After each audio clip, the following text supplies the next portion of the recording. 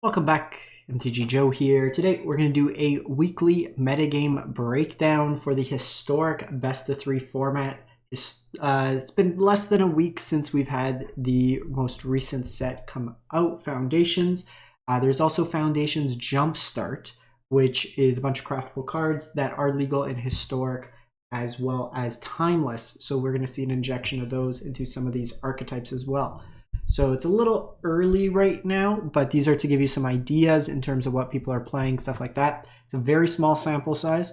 So take this video less in terms of percentage points, in terms of these win rates, just more look at decks that are winning in some like fashion, and then just the ideas that is coming out from them. So keep that in mind as we kind of go through there. There's also some alchemy nerfs that we'll cover in one of the decks that actually alchemy buffs in this case that make a card type a little bit better. So we'll cover it there.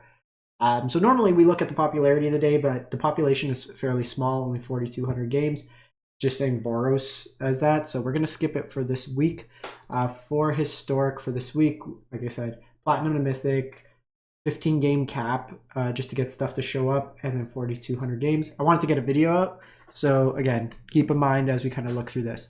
Deck list will be pasted, time-stamped, all that goodness. Let's jump into it. Stock Boros Auras, someone or some collection of folks, 19 matches, 100%. The only thing to kind of highlight here, they've gone with the Hushbringers in the main. So something to note there, a little bit heavier on the creature side of things, playing in that respect. So Hushbringer main shuts off a lot of the random ETB style effects that might be coming. So something to kind of consider there. Otherwise, you got your Auras package. Basically, this deck goes really hard into Spirit Dancer, Light Pause, lets you tutor up stuff. Shelter by Ghost, very powerful effect here. Lets you exile a bunch of stuff. And then get Ward and Lifelink and just really take over the game. You snowball with stuff like Ethereal Armor. You can get Flying, Trample, all those kind of effects. Your sideboard with Aluris Companion. Graveyard Hate, very cheap removal. This gives you Hexproof and Indestructible to protect your creatures. Pithing Needle, and then swapping the Amped Raptor on the side. So for just the grindier matchups, gives you an extra body, stuff like that. We then go to Dimir Ninjas. Again, percentage, it's fairly high, but keep in mind as you kind of go. So this version here, a little interesting. We see a couple Tamios in the main as another kind of evasive creature. Kaidos can be cheated in, is an anthem for your creatures. Brazen Boro, while not a ninja, can be tempo elements. You have the Retrofitter Foundry Ornithopter package along with Changeling Outcast. That also plays pretty nicely with being a Thopter as well as a ninja. So that works nicely there. Ingenious Infiltrator can draw you cards. So because you're playing Kaidos, you're not on the Lurrus shell, which allows you to play some of these other types of ninjas. There is kind of a infinite based on number of blue mana loops you can do with Silver Fur and Thousand Face Shadow. For that combo, it's much easier. There's a video that I have demoing this deck in the playlist for Historic. The first game, just watch that. It shows the loop that you can do. So you basically just keep making copies of Silver Fur. For every blue mana, you get a copy of Silver Fur Master that's tapped and attacking for that turn. Sideboard, Needles for activated abilities, Spell Pierce for cheap disruption. For the Sacrifice decks, also Graveyard Hate. Extraction for kind of combo hate, Graveyard Hate. Thoughtseize for kind of more controlling matchups. Meat Hook for energy, go wide decks. Edict for auras can be good against Planeswalkers, stuff like that. Sorry, I'm still a little sick, so I might just intermittently mute to just stop the coughing. All right, so then we got Mono Blue Eldrazi. This one's a wild one. So I've seen someone post this in my Discord. The player that was playing this is like top 15 Mythic. It's kind of built around Archway of Innovation. The next spell you cast this turn has Improvise, so allows you to pay a portion of the mana of that spell using artifacts you control. So you can tap things like Chalice. Obviously these tap for mana anyways, but you kind of have that going, and then you have Portent of Calamity. So you reveal the top X cards of your library. For each card type, you may exile a card of that type from among them. put the rest into your graveyard. You may cast a spell with exile cost as long as there's 4 or more. So basically you're gonna, X4, X5, X6, and then you'll hit ideally one of the Eldrazi that you free cast. So you get some value there. Tamiyo meets the story circle until the end of your next turn. Whenever a creature attacks you or a planeswalker, it gets -2/0. You discard any number of cards and then investigate twice. So this kind of fills you up with artifacts to use for that improvise. And then you shuffle up to 3 target cards from your graveyard into your library. So kind of resets you that way there. Ugin's Binding in your graveyard is actually pretty useful because it gets to reset everything. Obviously, Chalice Lock, kind of your opponent's there. Ugin's Labyrinth to get you extra mana in that regard. Then just like we got the new Eldrazi, Sire, 7 Deaths, Ugins, Emrakuls, Null Drifters, the whole squad. Cheap Bounce and Flood Maw, activated abilities, cheap counters for creatures, like Luris decks counters everything. Eric, like we mentioned, sacrifice style threats, Extraction for Graveyard Hate, Unable to Scream as cheap removal, Torpor Orb for enter the battlefield effects, Binding is another reset effect, and then more Emrakuls for kind of the mid-range grindy matchups you take over your opponent. We then go to Abzan Sorin combo. So another Sorin Saint Elenda combo. This one here has got some self-mill with Malevolent Rumbling, as well as Overlord of the Balemark that helps you dig into your combo pieces. This will allow you to put a permanent, so you can take Sorin or the Elenda. Then you also have the ability with Dedicated Dollmaker. You can exile any of your overlords, and then they come back as a token creature. So you get that immediate value. You can obviously reset Elendas, Bezas. You have the Unburial Rights package as well. Assemble the Team helps you dig, and then just a bunch of cheap removal. Juggernaut Peddler for hand hate. Cheap removal, Eric, you mentioned, Thoughtseize for hand hate. Caretaker's Talent in the grindier matchups. With the Dollmaker, you can make a copy of the Caretaker's Talent, and then with the Caretaker's Talent, make a copy of itself because it's a token, and then you kind of just draw a bunch of cards, go crazy like that.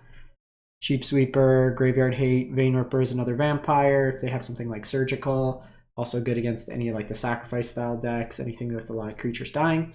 Realm Cloak Giant is a sweeper that you can find off Malevolent Rumble or Overlord. So it's kind of a cool way to have super effect that you can tutor for in the deck in a way. Rakdos Goblins, Return to Goblins. This one's an interesting one. So we got a new card in Seer Slicer Goblin raid. So as long as you attacked for the turn, at your end step you get to create a 1/1 Goblin. And with Agatha's Soul Cauldron, you're setting up where if it's in the graveyard, you can get a copy of Mogmob. And then since it has a counter on it, all your creatures basically read any goblin can sacrifice itself to Lightning Bolt. Up to 1, 2, 3. So you divide 3 damage to the face. So all your goblins basically get sack value provided they have a counter on them. You have Battlecry Goblin that got some new art in Jumpstart. Cool art. And then kind of your same goblin package. This one's not a Grenzo, or not a Muxus version. You have the Sling Gang that can ping stuff. You have Krenko that can ping stuff. So you kind of go wild with that. Only 2 Skurgs. You're not looking to go necessarily as high on curve. It's just a lot of kind of the 2 drops. I may want to find space for like 1 more Ruvenold. This card's very good. It provides you kind of that card advantage. Activated abilities, Shove Aside for removal, Stone for Graveyard Hate, and Edict for auras, stuff like that. Boros Energy, pretty stock list. We see some Sun Cleanser's main, which is probably a little dated, to be honest. There's not as many energy mirrors as we once had, so I'd probably keep these in the side. Full Flage in this one, 2 Fables, so this is a Changantha version. Otherwise, it's pretty stock in all regards. Amulets in here, Bombardment, and Johnny kind of combo. Fragment Realities, cheap removal, Graveyard Hate, Destroy Evils for enchantment hate, or big creature hate, Invasion for kind of a Thoughtseize style effect, and then Sun Cleanser for the energy mirrors. Then go to Dimir Affinity, not Fabricate. So we got a couple new cards in this deck, and the most notable, banned in a lot of formats, the artifact lines. So Seed of Synod, as well as Vault of Whispers are both lands that are also artifacts, so it makes hitting Affinity much easier. They're untapped lands. We've had a bunch of like tap lines that are pretty slow in that regard. We also got Thoughtcast, very strong card here. For the most part in this deck, it could be like 1 mana, draw 2 cards. Gets cheaper for each copy of an artifact you have in play. Kappa Cannoneer can be cheated into play with cheap artifacts through Improvise, and it gets bigger and unblockable. Thought Monitor draws you cards. So annoying that Frogmite's a mythic, because like I want to play this deck, but it's a mythic, and now it's going to be justified spending a mythic on this card. Basically, it could be a free 2/2 Furbished Familiar. Costs basically 1 mana in this deck for a 2/1 flyer. Enters the battlefield. Each opponent discards a card. For each opponent who can't, you draw a card. So Thought's kind of discardy effect. Rebuke gets cheaper. You have Emery could rebuy stuff. You have the Retrofitter combo, Springleaf Drum, and then Aether Spell Bomb to bounce stuff. Just be a cheap artifact. Kumari's Vault helps you dig for artifacts as well. Cheap Graveyard Hate, cheap removal, activate abilities, Disruption, Sacrifice, Hand Hate. We then have pretty stock Selesnya Devotion, Mono Green Devotion with the Elish Norns. We covered this deck a number of times. Looks like nothing really new except some copies of Yasharn in the side for the Sacrifice deck. I usually like just highlighting if there's anything new that comes out, but make a whole bunch of mana, tap on tap your Nykthos, and then Storm the Festival, kind of go off, Karn, Wishboard you whatever pieces are relevant for the matchup. You then go to another deck that's pretty stock. This is 4-color Sam combo. Samwise Gamgee, 1 cat and a way to sack. Basically creates a loop where cat comes into play. It will generate a food token off Sam. You sacrifice the cat, then bring it back with the food to create a loop. Either drain them out that way, ping them out. So sack effect, sack effect. Birthing Ritual helps you find your combo pieces, and you have just like an Energy, a Johnny combo deck otherwise. Anti-life gain is a kind of newer card. Back off. Still can't shake this flu. Remorseful Cleric for Graveyard Hate, and a bunch of cards kind of covered before. Artifact Enchantment Hate mixed in there as well. So we have Esper here, which is really just blue-black frog. So it's a Sorin deck. You have Sorin that could cheat and play Vein Ripper, St. Elenda. Would actually probably split these numbers a little bit more. St. Elenda is very, very strong. Psychic Frog for kind of value. So you're kind of a mid-rangey tempo deck. You have things like Stubborn Denial as counters. A bunch of like, you have the Sorin that could resack Bloodghast every turn, get it back with a land. Veil Mark helps you find your combo pieces. So a lot of disruption.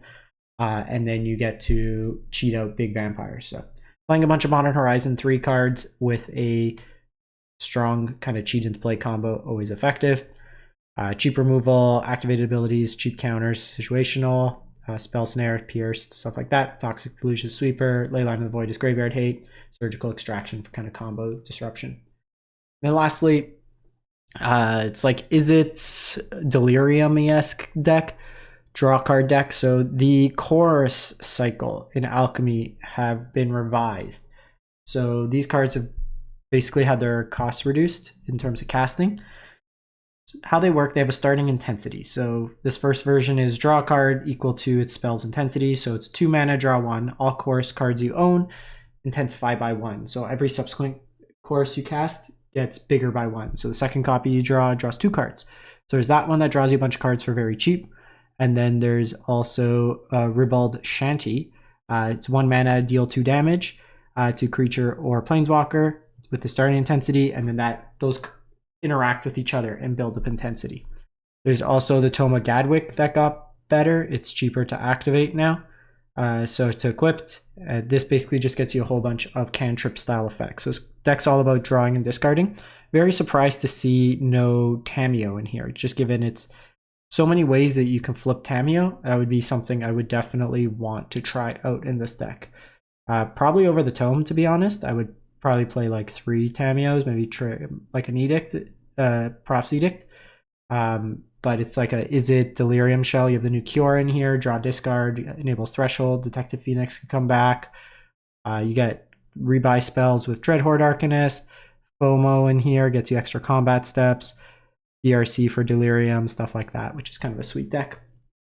Graveyard Hate, cheap counters, activated abilities, disruption, sacrifice Pyroclasm for the go wide decks. That's it for the week. Let me know what you've been playing, what you've been enjoying, and we'll catch you next time. Thanks for watching.